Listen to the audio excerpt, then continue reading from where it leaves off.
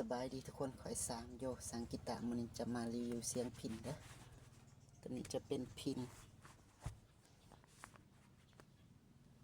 นี่จะเป็นพินราคาถูกๆนะทุกคนนะ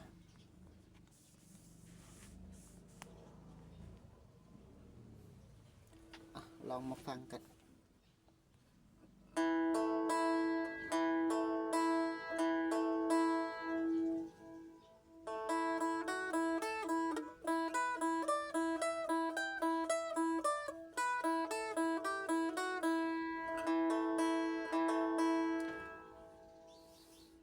พินราคา500,000ปลายเด้อสุด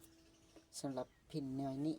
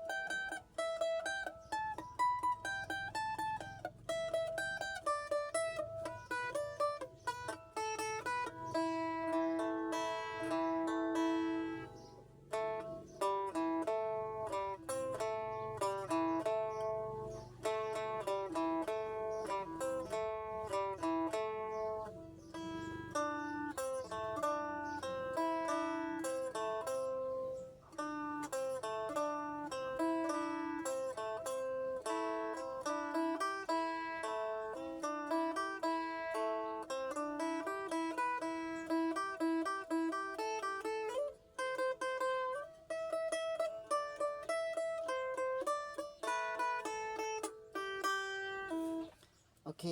เสียงกับประมาณนี้เด้อเดี๋ยวขอไปเซตอัพใหม่เนาะเล็กน้อยเด้อทุกคนสำหรับผู้ใดสนใจอ